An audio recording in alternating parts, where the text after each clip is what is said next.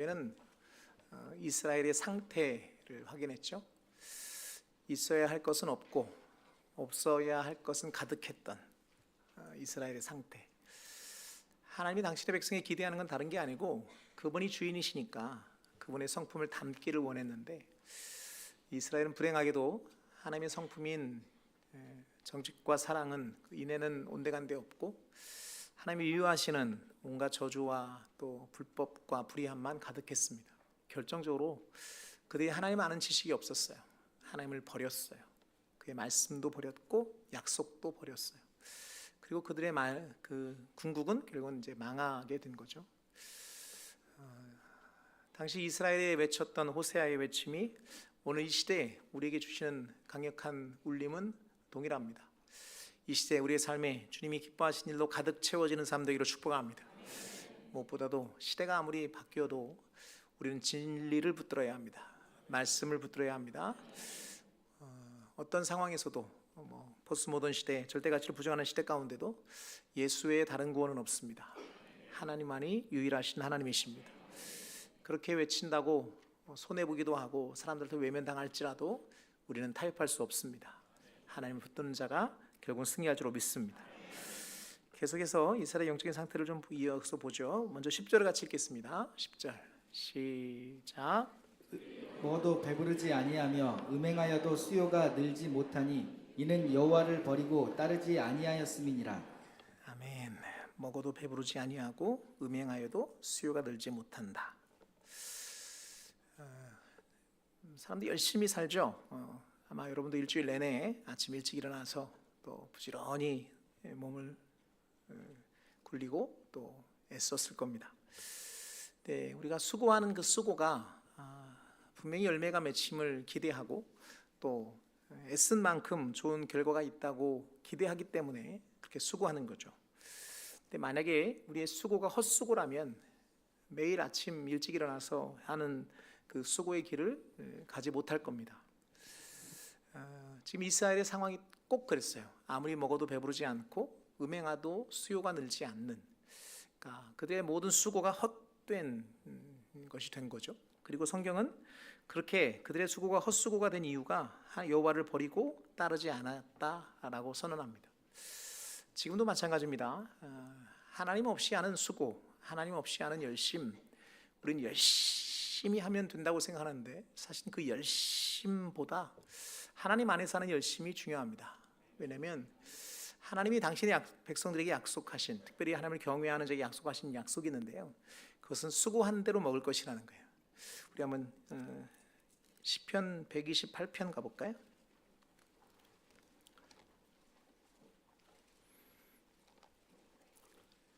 시편 128편 1절 2절 보죠.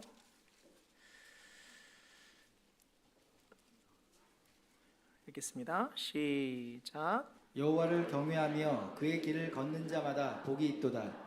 내가 내 손이 수고한 대로 먹을 것이라. 내가 복되고 형통하리로다. 아멘. 내가 내 손이 수고한 대로 먹을 것이라. 내가 복되고 형통하리라. 우리는 형통 그러면 이만큼 심고 이만큼 거두는 걸 생각합니다. 근데 성경이 말하는 형통은, 복은 수고한 것만큼 거두는 겁니다. 다른 말로 하면 수고가 헛되지 않는 거죠. 믿음을 축복합니다. 여러분의 삶에 헛수고가 되지 않기를 축복합니다. 여러분의 땀 흘림이 아름다운 열매로 맺히길 소망합니다. 심은 것만큼 거두는 애가 누려지길 소망합니다. 어떤 자가 이런 복을 누리냐? 1절에 여호와를 경외하며 그의 길을 걷는 자마다 이런 복이 있다는 거예요. 반대로 말하면 아무리 수고해도 아무리 애를 써도 하나님이 함께하지 않으면, 하나님을 경외하지 않는 자에게는 다 헛된 거죠. 그 앞장 127편 보실래요? 127편 1절 2절 같이 읽겠습니다. 시작. 여호와께서 집을 세우지 아니하시면 세우는 자의 수고가 헛되며 여호와께서 성을 지키지 아니하시면 파수꾼의 깨어 있음이 헛되도다. 너희가 일찍 일어나고 늦게 누우며 수고의 떡을 먹음이 헛되도다. 그러므로 여호와께서 그의 사랑하시는 자에게는 잠을 주시는도다. 아멘. 하나님 사랑하는 자에게 잠을 주신다니까 설교 시간에 잠들지 않도록 그리고 늘 뭐라고 하면 하나님이 나를 사랑하셔서 그래 그러는데 그러지 않길 바라고요.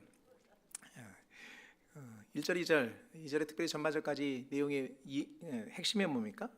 집을 세울 때 하나님이 함께하지 않으면 그 수고가 헛되다는 거예요. 파수꾼에 깨어 있음도 주님이 함께하지 않으면, 주님이 지켜주지 않으면 헛되다는 거죠. 아침 일찍 일어나서 수고의 떡을 먹어도 하나님이 함께하지 않으면 헛되다는 거예요. 그러니까 지금 이스라엘 백성의 상황이 딱 이 상황이에요. 하나님을 버림으로, 하나님이 함께하지 않으므로 그들이 아무리 먹어도 배부르지 않고 아무리 음행을 해도 수요가 늘지 않는 헛수고와 헛된 인생을 살고 있는 거죠.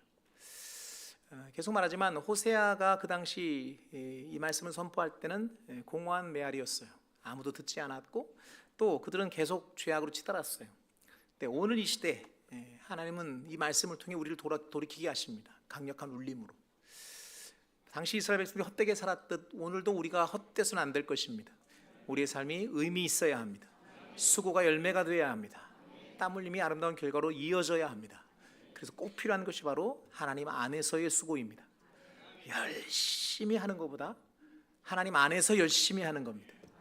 수고하는 땀의 의미보다 누구 안에서 수고하느냐, 무엇을 향해 땀 애쓰느냐, 거기가 더 중요합니다. 다시 한번 축복합니다. 여러분의 수고가 헛되지 않기 위해서 하나님 안에 거하는 자 되길 소망합니다. 애쓰고 수고함. 그래서 그것이 열매로 맺혀짐이 은혜임을 아는 것. 우리가 이제 복에 대해서도 잘못 개념을 갖고 있지만 은혜에 대해서도 잠깐 그런 개념이 있어요. 물론 죄 사함의 은혜는 100% 하나님이 거저주는 거지만 누림의 은혜는 우리가 아무것도 안 했는데 하나님 막 부으신다, 그런 개념이 아니에요. 그러니까 하나님의 은혜는 내가 수고한 게 헛되지 않는 거예요. 애씀이 그대로 열매로 맺히는 거죠. 우리 한번 고린도전서 15장 가보실까요? 워낙 많이 인용된 말씀이니까 바울이 그것을 알았어요. 그리고 이렇게 고백합니다. 15장 10절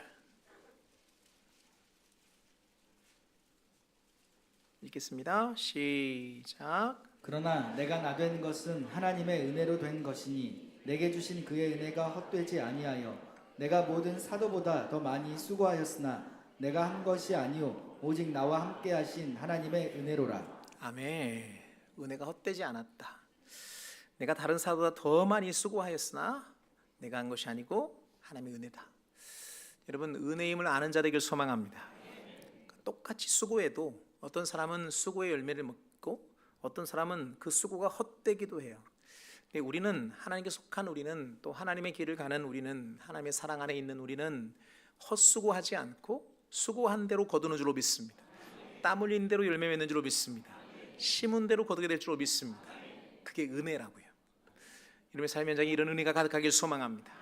다시 한번 또 강조하고 또 강조하고 또 강조합니다. 열심을 내는 것 중요하지만 그 열심보다 앞서야 되는 것이 하나님 안에서 열심입니다. 하나님과 함께하는 열심입니다.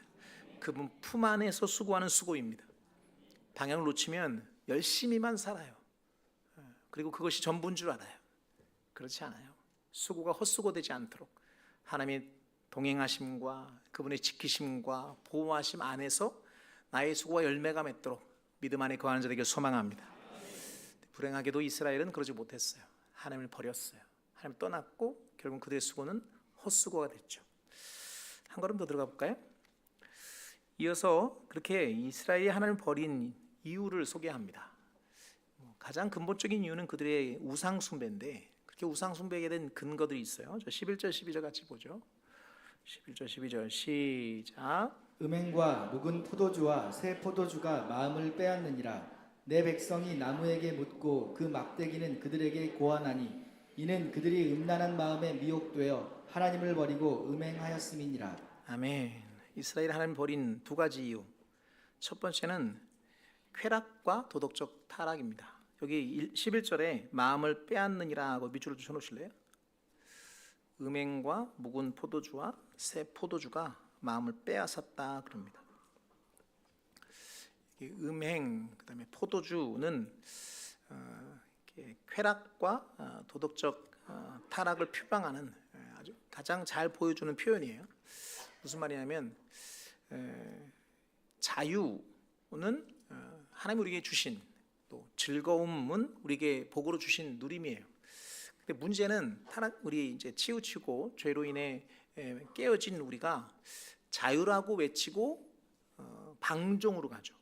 또 또 즐거움이라고 이야기하지만 결국은 쾌락으로 치닫는, 그래서 이 쾌락과 방종이 우리의 마음을 완전히 지배해버리는, 정확히 말하면 하나님의 사람이기 때문에 하나님이 명하신 길로 하나님의 뜻을 쫓아 그 걸음이 때로는 자신의 욕망과는 부딪히고, 그러기 위해서 나를 부인하고 십자가를 지고 가는 걸음이어야 되는데, 그 하나님이 명령하신 길은 싫고 진리 안에 자유를 누려야 되는데 진리 안에 거하는 건 싫고 자유는 원하고, 또 하나님이 주시는 즐거움이 아닌 내 욕심에 반응하는 즐거움, 쾌락으로 치닫게 되는 거죠. 그게 결국은 하나님이 명하신 의의 길이 아니라 우상을 숭배하는 방편으로. 왜냐하면 하나님은 당신의 백성이 하나님의 뜻을 쫓아 바른 길로 가기를 원하시니까, 목적만이 아니라 과정도 옳기를 원하시니까, 방법도 옳기를 원하시니까 그 길로 계속 인도하시지만, 우상 숭배는 그런 게 없거든요. 결과만 얻으면 돼요. 비만 내리면 되고 곡식만 잘 되면 돼요. 그러니까 우상 숭배는 쉽죠. 그냥 하라는 대로 하면 되니까, 제사만 드리면 되니까. 그 제사의 내용도 남자들이 혹할 수 있는 그런 일들이니까 너무 쉬워요. 그러니까 그 쾌락과 방종이 하나님을 선택하고 하나님의 길로 가기보다는 우상을 숭배하게 하는 이유가 되는 거죠. 근데 이것이 그때만의 이야기는 아니고요. 지금도 똑같습니다. 우리는 하나님이 원하시는 길로 자기를 부인하고 십자가를 지고 가는 길보다는 그냥 즐겁고 그냥 자유로운, 이 자유가 진리 안의 자유가 아니고 그냥 방종으로 치닫는, 또 즐거움이 내 욕망에 기인한 즐거움으로 자꾸 치달으려고 하는 죄성이 우리 안에 있습니다. 그래서 우리에게도 얼마든지 이스라엘 백성이 갔던 길로 갈 확률이 다분한 거죠. 그래서 말씀은 우리를 경고하는 겁니다. 우리가 이스라엘 백성들처럼 방종으로 또 쾌락으로 부패하지 않도록 우리에게 경고하시는 거죠. 두 번째는 미혹인데요. 12절 다시 한번 읽어볼까요? 12절 시작. 나무에게 묻고 그 막대기는 그들에게 고하나니 이는 그들이 음란한 마음에 미혹되어 하나님을 버리고 음행하였음이니라. 네, 펜 있는 분은 중간에 밑줄 쳐놓을까요? 그들이 음란한 마음에 미혹되어 어떻게 됐다고요? 미혹됐어요. 앞에 표현 보면 이런 표현이 있습니다. 내 백성이 나무에게 묻고 그 막대기는 그들에게 고하니. 하나님의 형상대로 지음받은 인간이 그저 식물에 불과한 나무에게 묻고, 또 그 나무는 인간에게 예언을 하는, 황당하기도 하고 어리석기도 한 그런 일들이 지금 이스라엘에게 막 재현되고 있는 거죠. 근데 이렇게 된 이유가 바로 미혹 때문이에요. 그리고 그 미혹은 사단이 하는 일입니다. 사단의 주된 일 가운데 하나가 미혹하는 일이에요. 우리 한번 고린도 후서로 한번 가보실래요?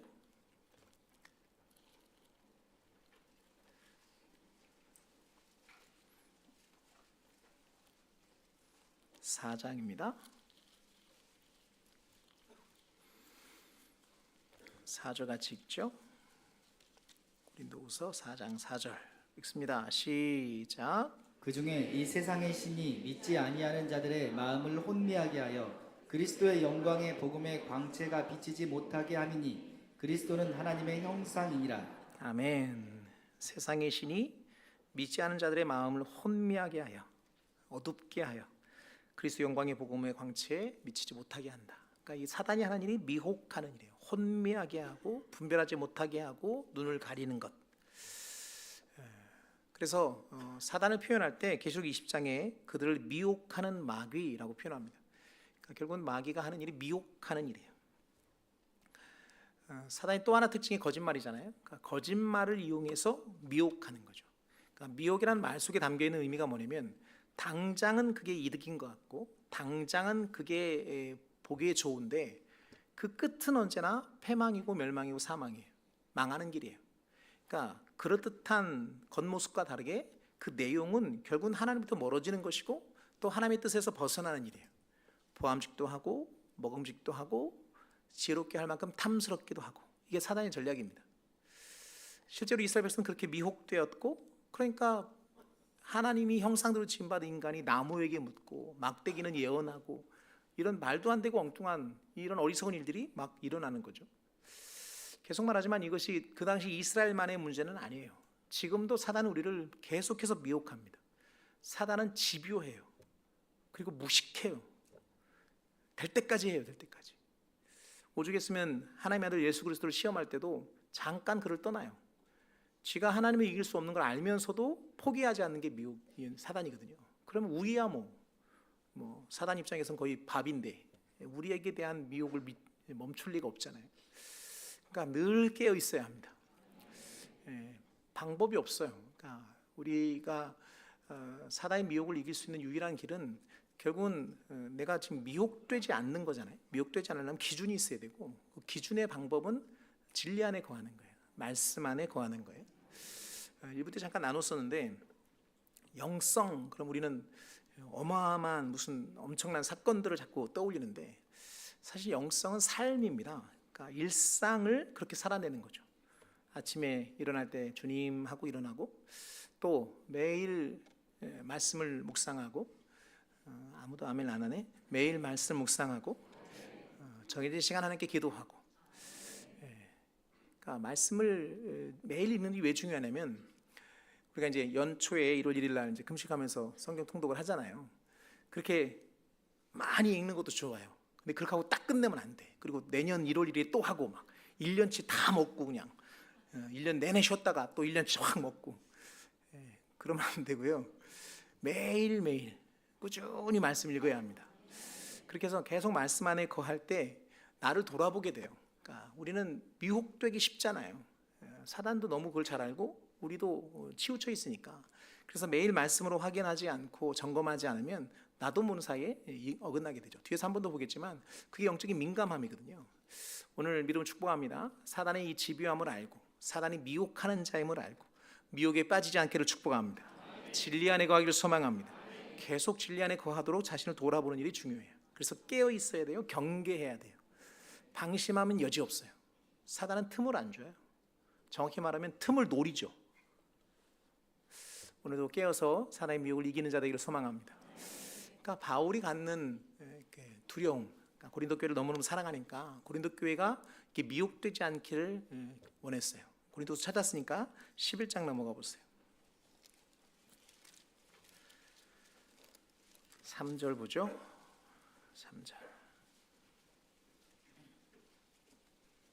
읽겠습니다. 시작. 뱀이 그 간계로 하와를 미혹한 것 같이 너희 마음이 그리스도를 향하는 진실함과 깨끗함에서 떠나 부패할까 두려워하노라.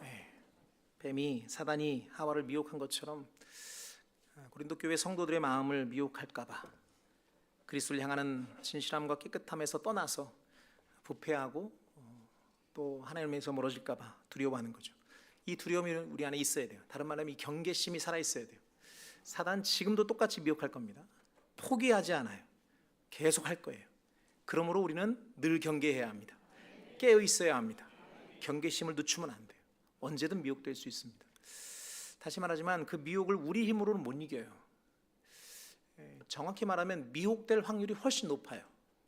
제가 늘 말하죠. 우리는 죄로 인해 기준이 깨졌고 이미 부패했기 때문에 자석이 쇠붙이에 끌리듯 정확히 말하면 자석에 쇠붙이가 끌리는 거죠. 우리는 죄에 끌려요. 미혹이 훨씬 더 이렇게 친근해요. 사단의 이런 유혹이 훨씬 더 반응하기가 좋아요. 가만 놔두면. 그래서 우리는 가만 놔두면 미혹되게 돼 있어요. 그래서 경계하지 않으면 또 그걸 이길 수 있는 힘은 성령으로 말미암습니다. 그래서 여러분 안에 성령이 거주하심을 기억하고 성령이 감동하심을 따라 순종해 갈 때 우리는 이기게 될 줄로 믿습니다. 그러기 위해 계속 성령의 인도하심에 반응하고 또 그럴 수 있도록 말씀으로 묵상하고 뒤에서 한 번 더 확인하겠습니다. 여러분 그것이 우리가 사는 길이에요. 미혹하고 있다는 사실, 우리가 미혹될 수 있다는 사실. 그래서 언제든 부기사의 간 그 길로 우리가 갈 수 있다는 것을 늘 경계하면서 깨어있는 자들 되기를 주님으로 축복합니다. 한 걸음 더 들어가죠. 13절 14절 읽겠습니다. 13절 14절 시작. 그들이 산 꼭대기에서 제사를 드리며 작은 산 위에서 분향하되 참나무와 버드나무와 상수리나무 아래에서 하니 이는 그 나무 그늘이 좋음이라. 이러므로 너희 딸들은 음행하며 너희 며느리들은 간음을 행하는도다. 너희 딸들이 음행하며 너희 며느리들이 간음하여도 내가 벌하지 아니하리니 이는 남자들도 창기와 함께 나가며 음부와 함께 희생을 드림이니라. 깨닫지 못하는 백성은 망하리라. 펜 있는 분들은 14절 하반절을 밑줄 쳐봅시다. 깨닫지 못하는 백성은 망하리라. 무슨 얘기냐? 13절 14절 이해를 돕기 위해서 제가 세 번역으로 읽어드릴게요. 산 꼭대기에서 희생제물을 잡아서 바친다. 언덕 위에서 분향한다. 참나무와 버드나무와 상수리나무의 그늘이 좋다고 거기에서도 제물을 잡아서 불살라 바친다. 너희 딸들이 음행을 하고 너희의 며느리들이 간음을 한다. 너희 남자들도 창녀들과 함께 음행을 하고 창녀들과 함께 희생 제사를 드리는데 너희 딸들이 음행을 한다고 벌하겠느냐? 너희 며느리들이 간음을 한다고 벌하겠느냐? 깨닫지 못하는 백성은 망한다. 무슨 말이에요? 지금 여기 참나무와 버드나무와 상무수리 나무 아래가 좋다고 거기서 분향하는 그 어리석은 딸들 며느리들을 벌한다고 되겠냐? 이미 이스라엘 전체가 남자들도 다 그러는데 이스라엘 전체가 다 음행하고 죄악에 치달았는데 그 며느리들 딸들 일부 벌한다고 해결이 되겠냐? 깨닫지 못하는 백성은 망한다는 거예요. 무슨 말이에요? 지금 이스라엘 영적인 상태가 모두가 다 죄 아래 있고 모두가 다 어둡고 모두가 다 망가져 있다는 거예요. 그걸 깨닫지 못하니까 망한다는 거거든요. 여러분, 제가 늘 강조하는 말이 있습니다. 사람이 죄를 지어 망하는 게 아니고요, 죄 짓고도 회개하지 않아서 망하는 거예요. 우리는 늘 앞에서 확인한 것처럼 죄의 유혹을 받아요. 또 연약하니까 넘어지고 또 연약하니까 그렇게 치우치게 돼 있어요. 근데 중요한 건 은혜가 있는 사람은 그 죄를 깨닫고 빨리 돌아와요. 치우쳤을 때 빨리 돌이켜요. 그게 은혜예요. 이게 성령님이 하시는 일이고, 저는 믿음을 축복합니다. 여러분에게 깨달음이 있기를 소망합니다. 빨리 깨닫게 되기를 소망합니다. 빨리 돌이키기를 주님이 축복합니다. 이게 굉장히 중요해요. 결국은 우리는 가지고 있는 특성상 죄로 인해 치우쳐 있고 깨어져 있으니까 분명히 미혹될 수 있고 넘어질 수 있어요. 근데 물론 넘어지지 않으려고, 미혹되지 않으려고 애를 써야 되지만 그래도 우리는 어쩔 수 없이 넘어져요. 근데 여기서 중요한 부분이 그럴 때 빨리 돌이키는 거예요. 그러면 살아요. 근데 지금 이스라엘 백성 어땠다는 거예요? 그 깨달음이 없다는 거예요. 돌이킴이 없다는 거예요. 다 치우쳤다는 거예요. 다 죄 아래 있다는 거예요. 이게 비극이거든요. 오늘 이 시대에 살아가는 성도에게 비극은 뭐냐? 내가 죄 아래 있는데, 이만큼 치우쳐 있는데 깨닫지 못하는 거예요. 그리고 계속 그 길로 가는 거죠. 우리에겐 그런 일이 없기를 소망합니다. 그러기 위해서 영적인 민감함이 필요하다니까요. 아까 잠깐 언급한 매일 말씀 묵상하고 하루를 마무리하면서 기도하고, 왜 아멘 안 해? 다시 한번, 매일 말씀 묵상하고 하루를 마무리할 때 기도하고, 별것도 아닌 것 같지만 그 작은 일들이 계속 나를 점검하게 해요. 그래서 그 일들을 통해 나를 늘 그렇게 민감하게 할 때 그것이 돌이키게 하는 거죠. 가룟 유다와 베드로를 비교하는 것들이 많잖아요. 사실 가룟 유다가 이제 예수를 팔려는 생각을 사단이 그 마음속에 넣었으니까 이미 마음이 사단에게 빼앗겼어요. 그리고 그 예수를 팔려는 그 밤에 주님이 말씀하시죠. 너희 중에 나를 팔 자가 있다. 다들 놀라죠. 아마 제일 놀란 건 유다가 제일 놀랐을 거예요. 어떻게 알았지? 그때 이미 벌써 대제사장들한테 돈도 받았고 이제 팔 날만 기다리고 있었으니까. 그러니까 아니 나는 아니죠. 그럴 때 주님이 그러시거든요. 나와 함께 손을 넣은 자가 나를 팔 자다. 그때 누구의 손이 들어가 있었냐면 유다의 손이 들어가 있었거든요. 대놓고 네가 나 팔 거잖아. 이 정도 되면 깨달아야 되잖아요. 잘못했습니다. 회개해야 되잖아요. 그런데 눈 하나 깜짝 안 합니다. 그리고 네 할 일을 속히 하라. 그러니까 얼른 나가가지고 팔아버리죠. 반면에 베드로, 다 줄을 버릴지라도 나는 줄을 버리지 않겠습니다. 그때 베드로에게 그러시죠. 네가 닭 울기 전에 나를 부인할 것이다. 3번 닭 울기 전에 나를 부인할 것이다. 그리고 실제로 닭이 울었고 베드로는 닭 울음소리에 회개합니다. 대놓고 네가 나 팔 거지 하는 유다는 돌이키지 않았는데 닭 울음소리에도 베드로는 돌이켰어요. 어떤 차이입니까? 바로 민감함이에요. 그러니까 깨닫는 게 은혜예요. 돌이키는 게 은혜예요. 저는 여러분에게 한 번도 죄 짓지 말고 한 번도 치우치지 말고 매일 승리하라고 말하지 않아요. 왜? 기대를 안 해요. 내가 나를 보면 알거든요. 여러분 그럴 수 있는 존재가 못 돼요. 기분 나빠도 할 수 없어요. 그게 우리의 수준이야. 다만 부탁하는 건 죄 졌으면 빨리 회개해야 돼요. 빨리 깨달아야 돼요. 내 걸음이 이만큼 치우쳐 있으면 빨리 돌이켜야 돼. 돌이킴이 빠를수록 그리고 쉬워요. 이게 돌이킴이 멀어지면 멀어질수록 더 어려워져요. 그래서 은혜가 많은 사람은 돌이킴이 빠릅니다. 전 믿음을 축복합니다. 여러분에게 늘 은혜 안에 거하길 소망합니다. 영적으로 민감한 자 되길 소망합니다. 늘 그러기 위해 영으로 깨어있는 자 되길 소망합니다. 그래서 사소해 보이지만 매일 말씀을 묵상하고 매일 정해진 시간에 기도하는 일이 그래서 중요해요. 이건 죽을 때까지 하는 일이에요. 우린 자꾸 뭔가 한 방에 승리를 끝내려고 그래. 팍 해가지고 막 한 방에 팍 해오시켜가지고 막 끝! 이제 끝났어. 내 인생은 순탄대로고 막 꿈 깨세요. 그렇지 않아요. 매일 싸우는 거, 매일. 죽을 때까지. 그리고 그 걸음을 믿음으로 걸어내는 거죠. 결정적으로 그 길을 걷게 하시는 성령님이 우리를 도우십니다. 그래서 성령의 역사가 깨닫게 하는 게 성령의 역사거든요. 그러니까 죄를 깨닫게 하는 건 성령의 역사인데 죄책감에 사로잡히게 하는 것도 사단의 역사예요. 교묘합니다, 사단은. 그래서 막 죄책에 매이게 하고 막 죄책감 때문에 아무것도 못하게 하고 난 이거밖에 안 돼. 아니에요. 그건 겸손이 아니고 사단의 미혹에 속고 있는 거예요. 여러분, 죄를 깨달아서 회개했으면 용서하시는 것을 누려야 돼요. 그게 하나님 성령의 역사하심이거든요. 그러니까 내가 완벽해서 하나님 우리를 사랑하시는 게 아니에요. 내가 완전해서 하나님 우리를 쓰시는 게 아니에요. 우린 늘 넘어지고 깨져요. 그런데 하나님 붙들고 가면 그런 우리를 하나님 긍휼히 여기십니다. 그리고 성령의 도우심 안에서 우리를 그렇게 다듬어 가십니다. 잊지 말아야 합니다. 우리가 어떠해서 우리가 갖는 의지가 강해서 절대로 갈 수 없는 길이에요. 매번 그렇게 걸어가는 거예요. 성령이 의지하고 하나님의 도우심 안에서 그렇게 회개하면서 걷는 겁니다. 잊지 말아야 합니다. 돌이킴이 빠른 것 은혜입니다. 빨리 돌아와야 합니다. 빨리 회개해야 합니다. 그리고 자신의 걸음을 빨리 돌이켜야 합니다. 깨달음이 없는 백성은 망하는 거예요. 근데 깨닫는 백성은 은혜가 있는 거예요. 오늘 이스라엘 상황을 돌아보면서 우리 안에 동일한 실패와 동일한 망함이 우리 가운데 재현되지 않도록 늘 깨어있는 백성들 되기를 주님의 이름으로 축복합니다. 계속하죠. 16절 17절 보겠습니다. 16절 17절 읽습니다. 시작. 이스라엘은 완강한 암소처럼 완강하니 이제 여호와께서 어린 양을 넓은 들에서 먹임같이 그들을 먹이시겠느냐. 에브라임이 우상과 연합하였으니 버려두라. 네, 펜에 물은 버려두라. 그 밑줄 쳐놓으세요.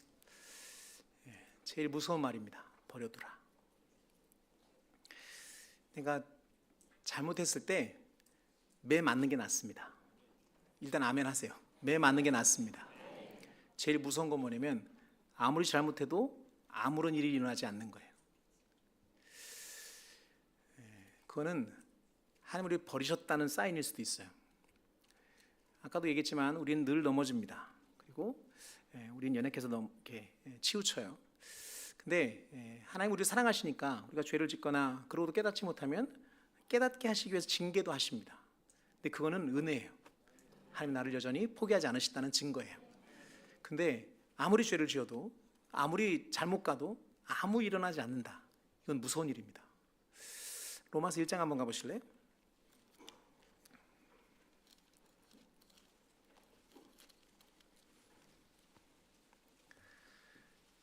(28절) 보죠.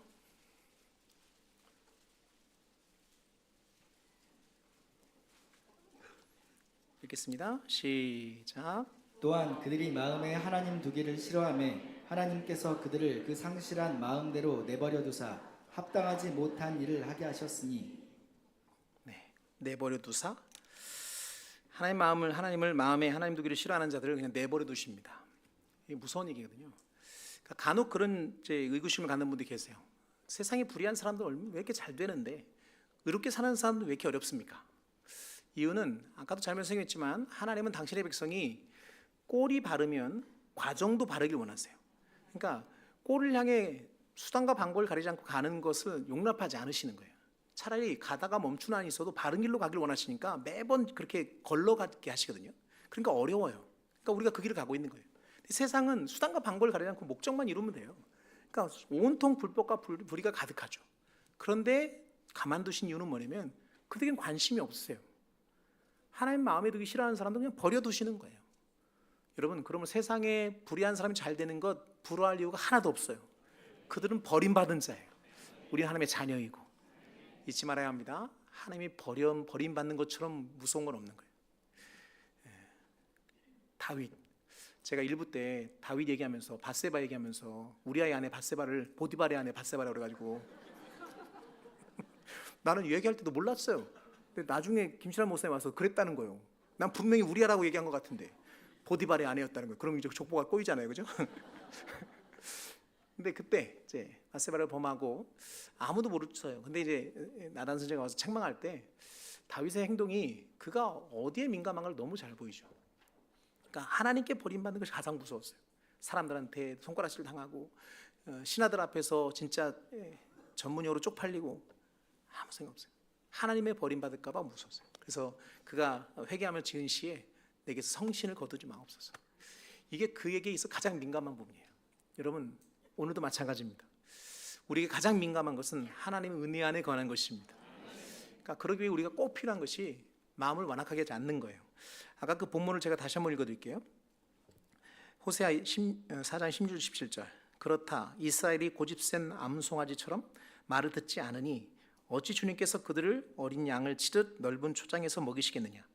에브라임 우상들과 한패가 되었으니 그대로 버려두라. 여기 그들의 마음이 완악하고 완강하니 그러거든요. 그러니까 우리가 영적으로 굉장히 중요하게 나를 돌아봐야 될, 그러니까 점검해야 될 것 중에 하나가 뭐냐면 절대로 우리의 마음을 완악하게 하지 않는 거예요. 자, 우리 히브리서 3장 가보실래요?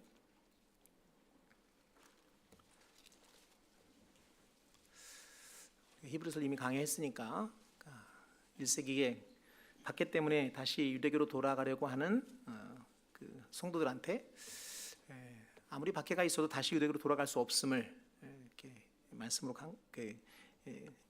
깨우치고 있는데요. 그래서 구약의 말씀을 인용해서 지금 우리에게 필요한 말씀들을 전하잖아요. 먼저 8절 읽겠습니다. 8절, 3장 8절 시작. 광야에서 시험하던 날에 거역하던 것 같이 너희 마음을 완고하게 하지 말라. 페리님분들은 너희 마음을 완고하게 하지 말라 밑줄 쳐놓으세요. 이렇게 구약의 말씀 인용해서 오늘 그 시대를 살고 있는 1세기의 성도들한테 하고 싶은 얘기가 이거예요. 12절 13절 읽겠습니다. 시작. 형제들아 너희는 삼가 혹 너희 중에 누가 믿지 아니하는 악한 마음을 품고 살아계신 하나님에게서 떨어질까 조심할 것이요 오직 오늘이라 일컫는 동안에 매일 피차 권면하여 너희 중에 누구든지 죄의 유혹으로 완고하게 되지 않도록 하라. 역시 펜이 누구는 밑줄 쳐놓으세요. 완고하게 되지 않도록 하라.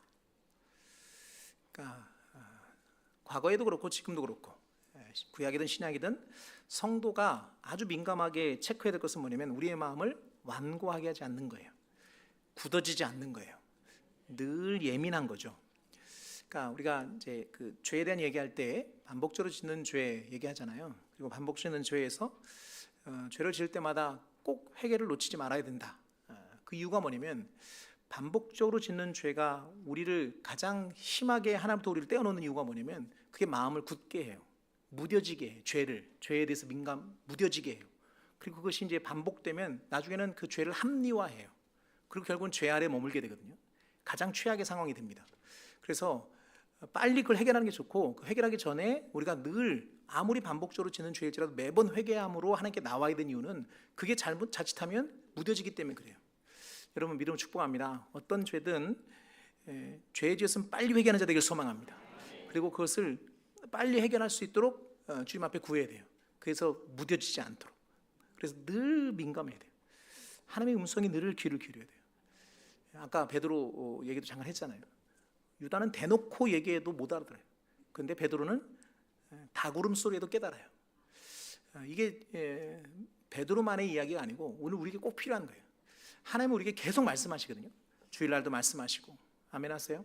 주일날도 말씀하시고 말씀 묵상할 때도 말씀하시고 사람을 통해서도 말씀하시고 환경을 통해서도 말씀하세요. 근데 그걸 듣는 사람이 있고 그걸 못 듣는 사람이 있어요. 무뎌지면 안 들려요. 귀를 닫고 살아. 여러분 그러면 소망이 없어요. 항상 열려 있어야 돼요. 하나님의 음성에 늘 귀를 기울여야 돼요. 하나님의 뜻에 늘 반응해야 돼요. 근데 우리는 주로 하나님의 음성에 반응하기보다는 내 욕심에 반응하죠. 내 욕심의 소리가 크기가 커지면 하나님의 음성이 안 들려요. 그러니까 우리가 늘 영성으로 나를 계속 복종시키는 이유 중에 하나가 뭐냐면 그 하나님 향한 예민함을 살리기 위함이에요. 근데 마음이 굳어져 버리면 완고해지면 우리는 그 음성에서 멀어져요. 그리고 우리는 계속 우리가 아까 본 북이스라엘의 백성이 갔던 그 패망의 길로 가게 돼 있어요. 계속 강조합니다. 그 당시에 호세아의 외침은 공허했어요. 아무도 듣지 않았어요. 근데 지금 이 시대 이 외침은 강한 울림으로 우리에게 다가오고 있습니다. 여러분, 똑같은 일을 반복해서는 안 돼요. 똑같이 망하는 길로 계속 동일하게 가면 안 돼요. 한 번 그들의 망함을 보고도 우리가 똑같이 망하는 길로 간다면 그것은 어리석은 거예요. 우리 안에 어리석음이 발현되지 않도록 늘 깨어있는 자 되기를 주님으로 축복합니다. 말씀 정리하겠습니다. 오늘 헛수고한 이스라엘의 헛수고가 우리 안에 재현되지 않도록 늘 하나님 안에 머무는 자 되기를 소망합니다. 우리의 수고가 열매가 되고 우리의 땀 흘림이 가치 있는 삶이 되는 것은 하나님과 함께 할 때입니다. 열심보다 중요한 게 하나님 안에 사는 열심입니다.